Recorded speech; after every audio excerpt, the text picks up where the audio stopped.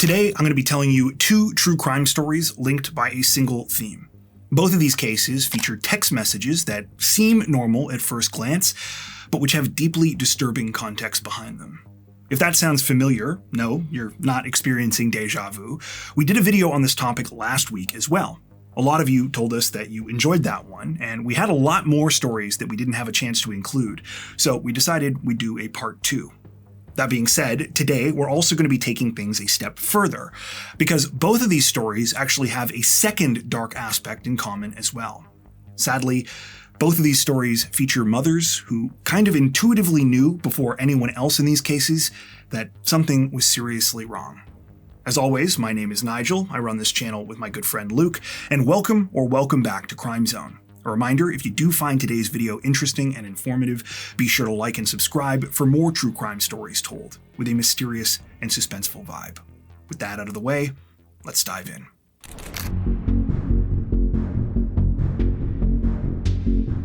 On November 18th, 2024, a woman in Glasgow, Scotland, named Alison Spencer was feeling uneasy. That morning, she had learned that her 21-year-old daughter, Phoenix, had failed to show up for work, and so far, no one had been able to get a hold of her. Now, this was strange to Alison for a couple of reasons. For one thing, Phoenix was normally a very reliable person, and she cared a lot about her job. But even more than that, Alison had seen Phoenix just a few days earlier. They had also been in contact up until that morning, and Phoenix hadn't mentioned anything to her about skipping out on work. Well, unfortunately, as Alison was about to find out, this growing feeling she had in the pit of her stomach that something wasn't quite right was about to be proven correct in a way that was more horrible than she ever could have imagined. It would happen just a few hours later, that same afternoon, when local police received a phone call that would completely change the context of the last couple of days. About 36 hours earlier, so on the evening of November 16th, 2024, Alison's daughter, Phoenix Spencer Horn, was finishing up her shift at the hotel where she worked in the town of Straven. The place was fittingly called the Straven Hotel, and Phoenix had a job there as a server at the business's restaurant.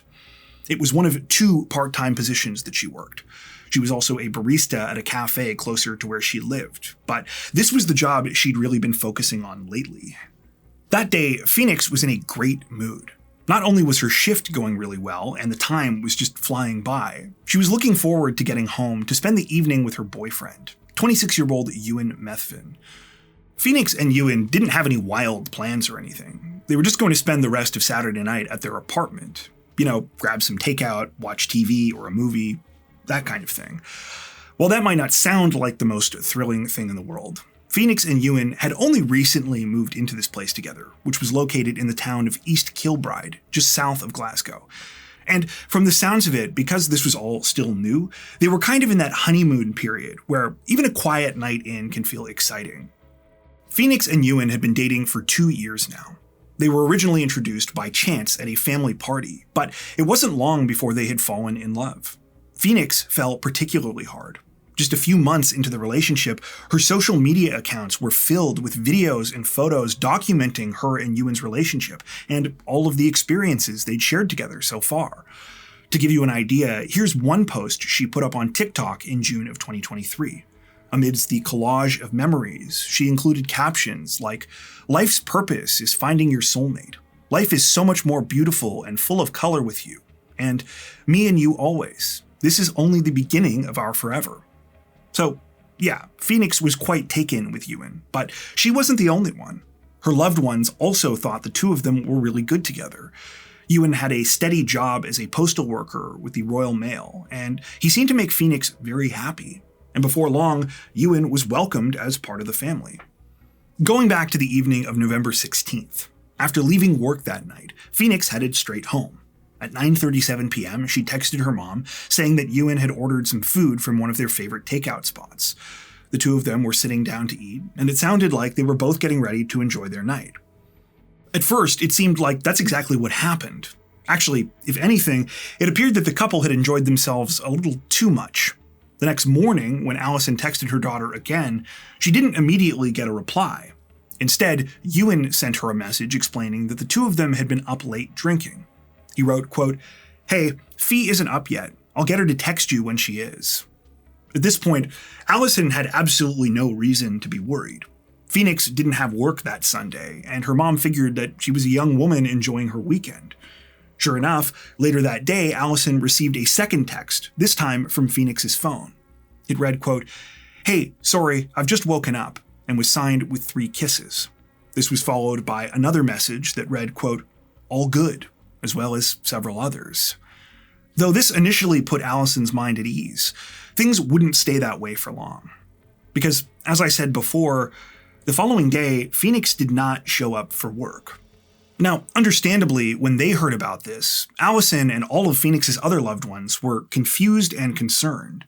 But before they could even really do anything, they would get another update.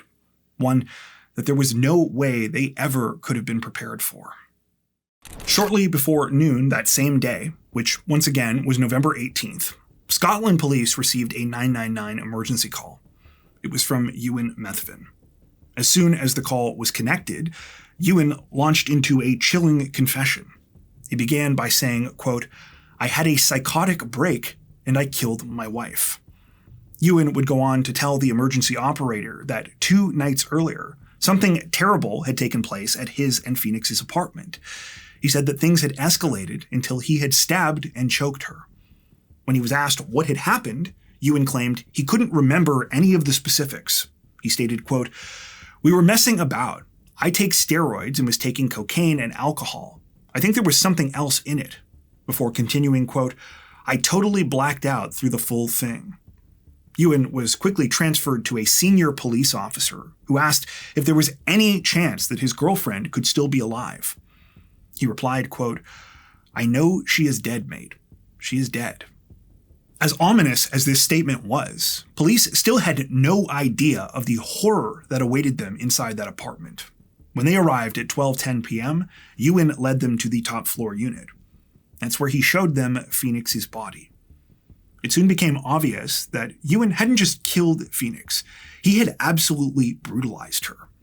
An autopsy would later reveal that in addition to being beaten and strangled, she had suffered 20 stab wounds, at least 10 of which were to her face. That still wasn't the most awful part, though. You see, after murdering Phoenix, Ewan had tried to hide what he had done by cutting her remains into pieces. This had been mostly unsuccessful, with one exception. Ewan had completely removed her head. When Ewan let police into the apartment, Phoenix's nude and lifeless body was lying partially concealed under a towel in a hallway.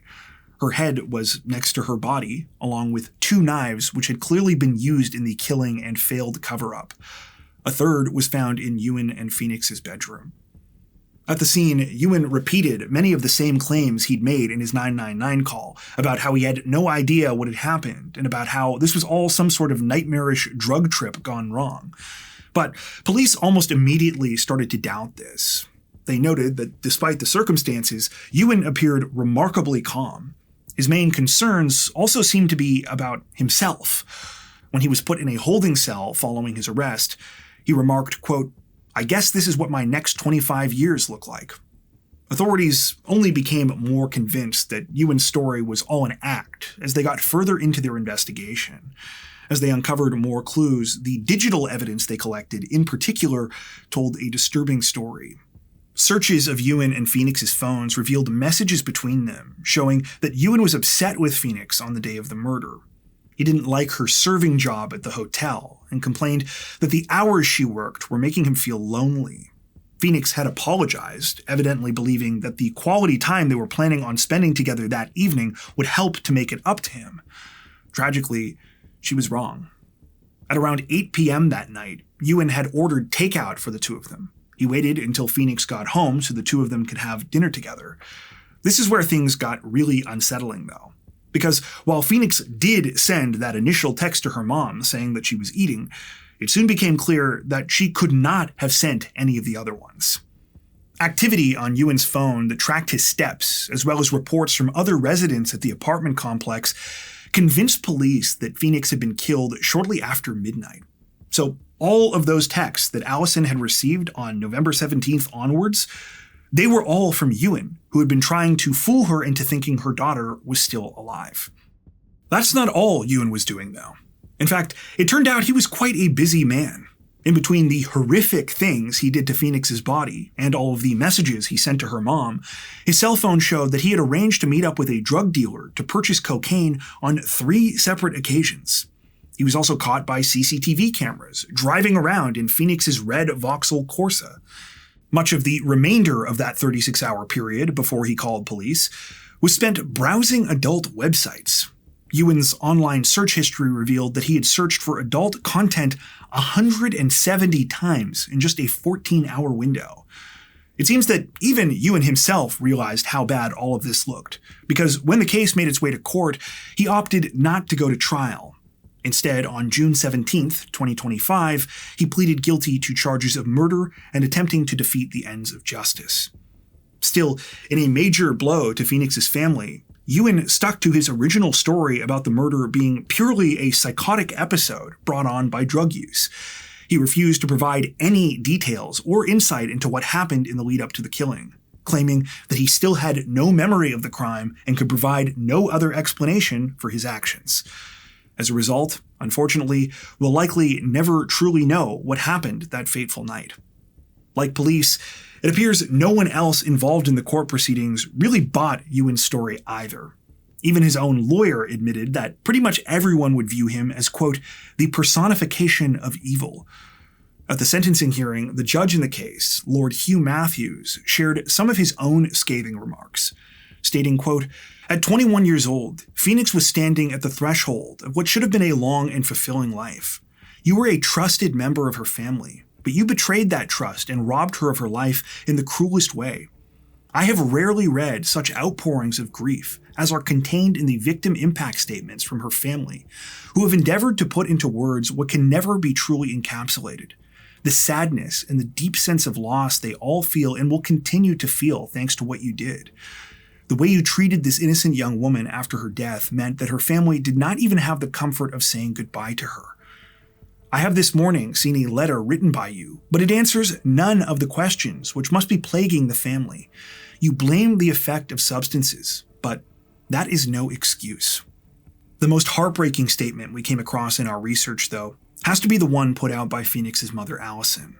In a social media post just 9 weeks after the murder, she wrote about her and her family's profound sense of loss and how they had chosen to commemorate Phoenix's life by throwing her the 21st birthday party she never had. The post read in part, quote, the last couple of months have undoubtedly been the worst we have ever gone through in our lives. Having to accept that our fantastic, wholesome, stunning daughter has gone from the world and won't ever be coming back. Over the last 9 weeks, we have had to come to terms that we will never cuddle, kiss, laugh with her again, and never get served one of her brilliant barista coffees with the perfect latte art, which always made you feel special due to how much love and precision she put into making them. 10 days ago, we gave her the 21st birthday party she never had. I called it Fee's 21st after party, and what a party it was. The best send-off Fee deserved, and we rocked it for her. On July 14th, 2025, Ewan Methven was sentenced to life in prison. He must serve a minimum term of 23 years before he is eligible for parole.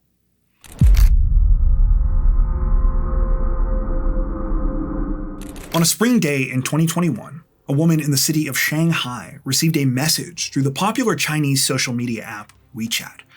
It was from her adult daughter, who was living and working in Australia. Now, this was kind of a daily ritual for the women. Despite the physical distance between them, they did their best to stay in contact. Oftentimes that meant just a little check-in, but it was important to both of them. And that's what this was. At least, that's how it seemed on the surface. The message was a quick video, just a few seconds long, accompanied by an equally short text. And while it was indistinguishable from the thousands of others the mother and daughter had exchanged over the years, there was some important context behind this particular one. Context that completely changed the tone of the situation and left the mother feeling very on edge. And for good reason. In order to understand why, though, and what was really going on here, we have to rewind a bit. A few months earlier, in September of 2020, things were going pretty well for Qiong Yan. At the age of just 29, she had money, a promising career, and she had also successfully built a new life for herself in a foreign country.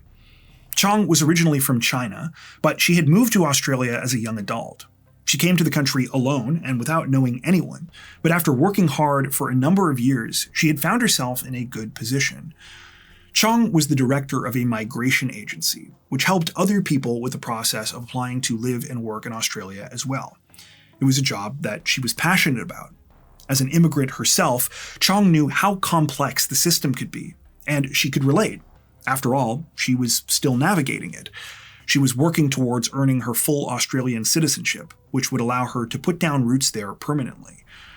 Qiong had lived in a couple of different places in Australia so far, but by this point she had settled in the city of Brisbane. She was renting a very nice unit in a luxury apartment complex close to the center of the city, and her building backed right onto the Brisbane River. Now, even though Qiong was doing well, she tried to keep things balanced when it came to money.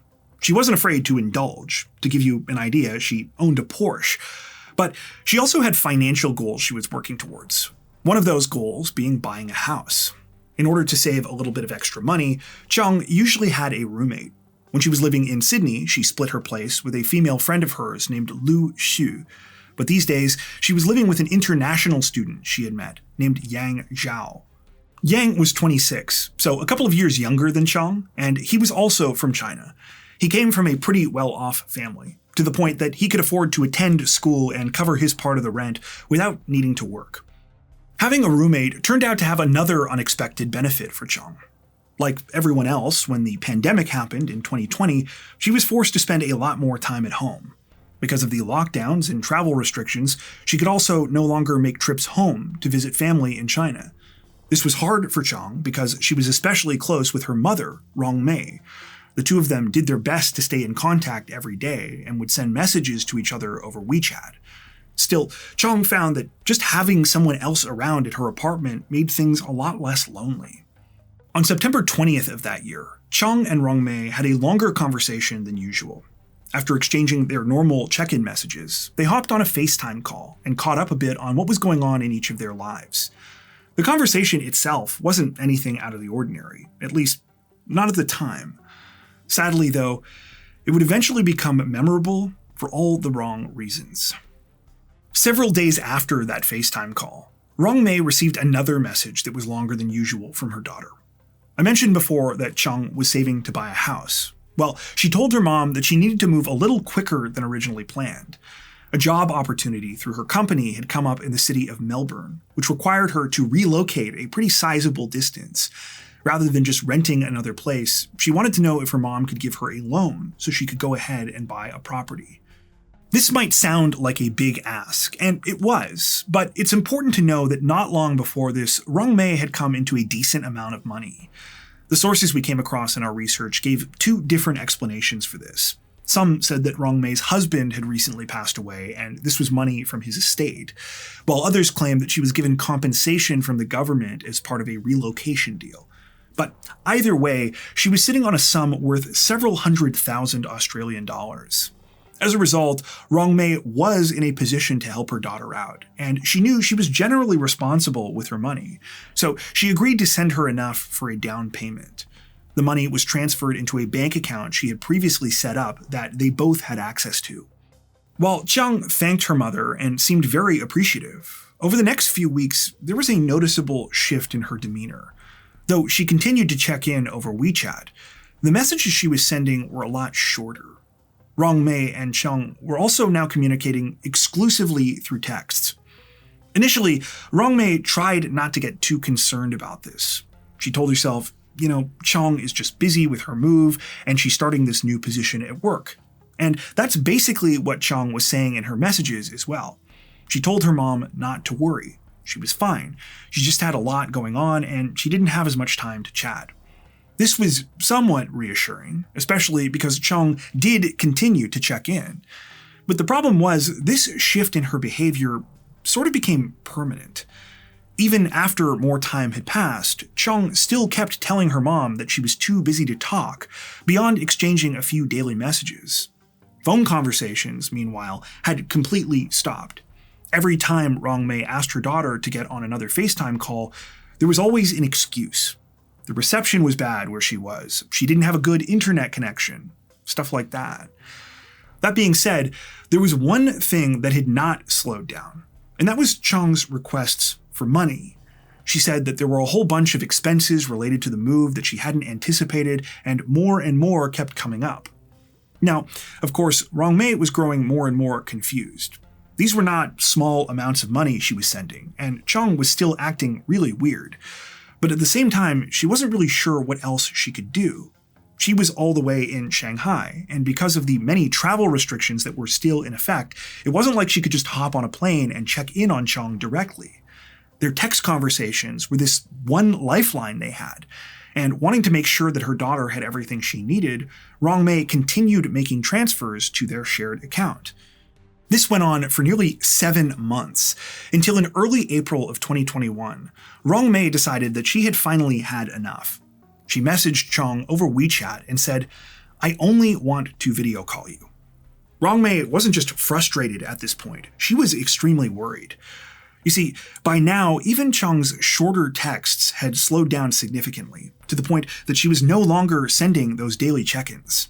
And unfortunately, what happened next only further convinced Rong Mei that something was seriously wrong. Rather than finally getting a FaceTime call from her daughter, Rong Mei instead received a video clip. The clip was only a few seconds long and it was pretty grainy, but it appeared to show Qiong with her cat, Anshan. Well, sort of. The video didn't actually show Qiong's face, just a hand petting the cat. This was followed up by an equally short text that read, quote, "I am fine. I have Anshan keeping me company." Understandably, given everything else that was going on, this video felt very weird. And so realizing that she had to do something, Rong Mei did the one thing she could think of and started trying to reach out to some of Qiong's friends. Pretty soon, she was able to get in contact with Lu, the woman I briefly mentioned earlier who had once lived with Qiong in Sydney. When Rong Mei explained what was going on, Lu immediately said, "Yeah, I've been having similar concerns." She said that she had been getting weird messages from Qiong for months now as well, and described similar experiences to the ones that Rong Mei was having.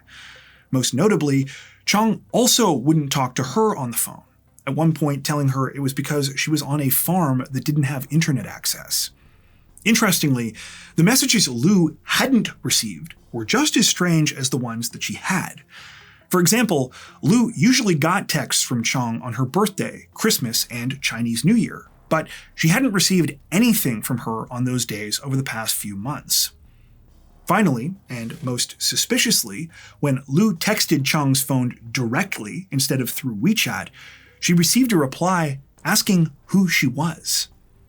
After doing a little more digging, Rong Mei and Lu learned that they were far from the only ones who had been wondering what was going on with Qiong. Quite a few people in her life had been getting these same kind of weird messages from her, and just like her mother, no one had actually seen or spoken to her since late September of 2020. Because of that, on April 12th, Lu officially reported Qiong missing. Since the situation was reported in Sydney, not in Brisbane where Qiong actually lived, the case was initially handled by the New South Wales Police. They started by reaching out to Qiong through her WeChat account, hoping that if there really was an innocent explanation behind all of this, a message directly from police could help to clear things up. And at first, it seemed like this might be the case. When a constable from the New South Wales Police sent Qiong a message requesting her location, they received a reply stating, quote, "Hi, I'm sorry to waste your time and resources. I'm fine. My mother is looking for me because she thinks I spend too much of her money. It's a family problem. Sorry again to trouble you." Now, this sounded like it could make sense, but authorities were still troubled by the fact that Qiong would not actually tell them where she was. They grew even more concerned a few days later when a bizarre status update was posted to Qiong's WeChat account. The update was written in Mandarin, but it roughly translated to, quote, "My life is drunk, confusing." Around this same time, both New South Wales and Queensland police spoke to Qiong's current roommate, Yang Zhao. He explained that he didn't have much information for them. He said that as far as he knew, Qiong had moved out and gone to Melbourne. However, he did offer one other detail. He claimed Qiong might be in hiding because she was involved in some sort of shady business. He didn't elaborate on what this business was, but he said that he thought people might be after her. For the next few weeks, authorities continued investigating, but they couldn't find a trace of Qiong anywhere. Finally, though, a full 10 months after she had last been seen, they were able to obtain a warrant to search Qiong's apartment. When police went inside the unit on July 19, 2021, nothing immediately jumped out to them as suspicious.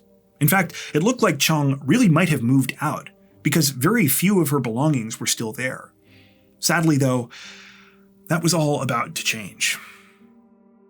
After completing an initial walkthrough of the apartment, one of the officers noticed that the unit had a balcony. When she got out there, she could see that there was a large and long metal tool chest sitting on the floor. There were also these little bags hanging from the latches of the chest. Initially, the officer thought that these might be incense packets or something, but as she got closer, she realized that that wasn't what they were. They were prayer bags. After taking a deep breath, the officer opened up the box. Instantly, she was hit with the overwhelming smell of death. It wasn't long before everyone's worst fears were confirmed. Curled up underneath a black sheet inside the tool chest was a human body. Though the body was heavily decomposed, based on jewelry that was found inside, as well as later DNA testing, it was determined that these were the remains of Qiong Yan. Because of the state of Qiong's body, it was difficult, if not impossible, to determine an exact cause of death. Though, given the circumstances, it was obvious that what had happened here was no accident. This only became more clear as the case transitioned to a homicide investigation, the evidence from which all pointed in one direction, at Qiong's roommate, Yang Zhao. Upon digging into Qiong's messaging history, police learned that the last 10 months had all been an elaborate ruse. Qiong had been dead that entire time, and Yang had been using her phone. He was the one who had sent all of those WeChat messages, thousands of them, to her friends and family. He did this for one reason, to make people believe that she was alive so that he could steal money from Qiong and her mother. Yang had been extraordinarily successful at this. Through Qiong's phone, he was not only able to gain access to all of her contacts and a ton of her personal information, but also her bank accounts. During this period, he had transferred more than 650,000 Australian dollars, or about $425,000 US, to himself. 200,000 of that money was what was originally in Qiong's account, while the additional 450,000 plus had come from Qiong's mother. Yang hadn't stopped there, though. While running his scheme, he also sold all of Qiong's possessions that were of any value. This included her $300,000 Porsche, which he was able to transfer into his name. You're probably wondering why Yang would do something like this, especially if he was already well off himself. Well, it turned out that appearances were deceiving. Though it appears Yang did have money, at least at some point, his expensive tastes and reckless spending had put him in a huge amount of debt. He had lost even more through online poker and gambling on the stock market. And to top it all off, he had addictions to both alcohol and nitrous oxide. Yeah, the man was spending a bunch of money on laughing gas. By September of 2020, Yang owed hundreds of thousands of dollars to all sorts of people, and was also months behind on his rent. But he knew that Qiong and her mother had all this money, so he came up with a plan to take it. Yang revealed a lot of what had happened in an awful confession on July 22nd, 2021, just a few days after Qiong's body was recovered. During an interview with detectives, he explained that he had beaten Qiong in the head with one of his laughing gas canisters before strangling her to death. Horrifically, he told detectives that the actual murder had taken quite some time, stating, quote, "I choked her for about half an hour or an hour. I can't remember. I sat in front of her and hit her on the head 3 times. I think I go crazy. I ask her why she wouldn't die." Yang spoke just as candidly about the other chilling details of the case. While speaking about going to the hardware store on September 25th to purchase supplies the day after the murder, he kept describing the tool chest he hid Qiong's remains in as his body box. As if it weren't already clear enough that Yang had no regard for what he had done, he actually said so explicitly. While in transit following his arrest, he gleefully brought up the fake text messages he had sent, asking one of the officers riding with him, quote, "How convincing was I? Was I good? Did you know?" Not wanting to waste an opportunity, since Yang was incriminating himself, the officer asked for more details, to which he replied, quote, "There is no story. I don't regret it." One thing you might still be wondering about is that video of the cat that Yang sent Rong Mei when she demanded a video call. Well, unfortunately, nothing in the sources we came across specifically addressed this. It's not clear whether Yang simply sent an old video from Qiong's camera roll, whether he faked the video using his own hand, or whether something much darker was at play. Despite Yang's horrifying confession, by the time the case made its way to court, he had changed his story.